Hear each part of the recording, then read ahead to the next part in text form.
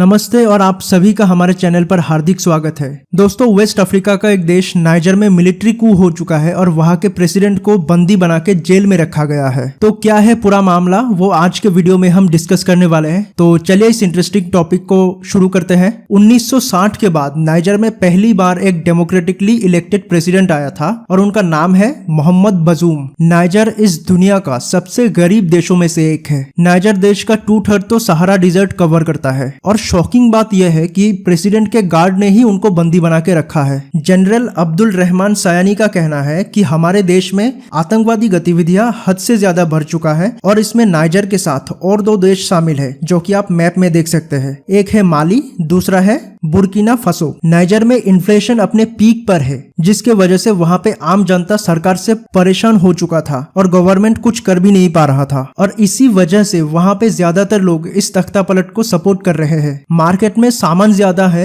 लेकिन कस्टमर नहीं है क्योंकि इन्फ्लेशन अपने पीक पर है। लोगों के पास उतने पैसे ही नहीं है कि वो सामान खरीद सके। चावल का प्राइस 11,000 फ्रांसिस से बढ़कर 13,000 फ्रांसिस हो चुका है। फ्रांसिस जो कि वहां का करेंसी है, इसका स्पेलिंग है FRANCS फ्रांसिस। वेस्ट अफ्रीकन देशों की एक इकोनॉमिक कम्युनिटी है जिसको इकोवास कहा जाता है, ECOWAS। इकोवास ने नाइजर के ऊपर बहुत सारे सैंक्शंस लगा दिया है और आसपास के देशों ने अपना बॉर्डर भी क्लोज कर दिया है, जिसके वजह से नाइजर अपने खाने पीने की चीजें भी इंपोर्ट नहीं कर पा रहा है क्योंकि नाइजर एक लैंडलॉक देश है।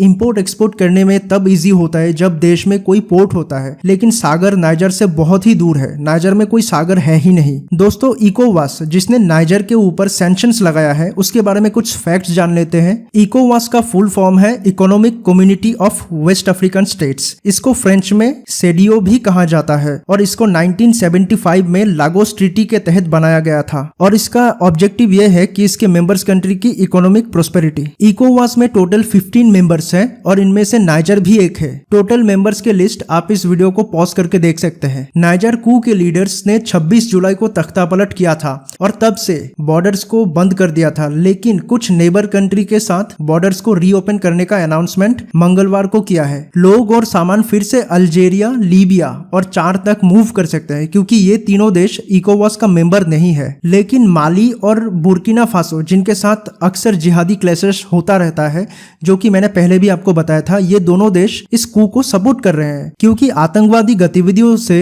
इन देशों को भी नुकसान पहुंच रहा था और सरकार कुछ कर नहीं पा रहा था। लेकिन सबसे ज्यादा इंपॉर्टेंट देश बेनिन और नाइजीरिया ने इकोवास के सैंक्शन के वजह से अपना बॉर्डर क्लोज करके रखा है और यही 2 देश इंपोर्ट के लिए सबसे ज्यादा इंपॉर्टेंट है नाइजर के लिए, क्योंकि इन्हीं 2 देश में अटलांटिक पोर्ट है जिसपे नाइजर डिपेंड है। नाइजर में पावर कट भी एक बहुत बड़ा समस्या है क्योंकि नाइजर इलेक्ट्रिसिटी के लिए नाइजीरिया के ऊपर निर्भर है और नाइजर में हर 5 में से 1 इंसान के पास ही इलेक्ट्रिसिटी है, अकॉर्डिंग टू वर्ल्ड बैंक। इकोवास ने धमकी दिया है कि अगर नाइजर अपने प्रेसिडेंट को रिलीज नहीं करता तो वो मिलिट्री एक्शन लेंगे। 4.3 मिलियन लोग, जो कि 17% ऑफ द पॉपुलेशन, सिर्फ फूड एड के ऊपर निर्भर है। मतलब खाने पीने का सामान अगर नहीं पहुंचाया गया तो नाइजर भूखमरी से भी मर सकता है। इसीलिए आप सोच सकते हैं कि नाइजर कितना गरीब देश है। $2 बिलियन US का सपोर्ट हर साल नाइजर को वेस्टर्न कंट्रीज देते हैं, जिनमें से यूरोपियन यूनियन, जर्मनी, फ्रांस और यूके भेजता है। 40% गवर्नमेंट का बजट भी यही वेस्टर्न कंट्रीज देते हैं। ओके, तो यही तक था आज का वीडियो। आई होप आप लोगों को अच्छा लगा होगा। Thanks for watching.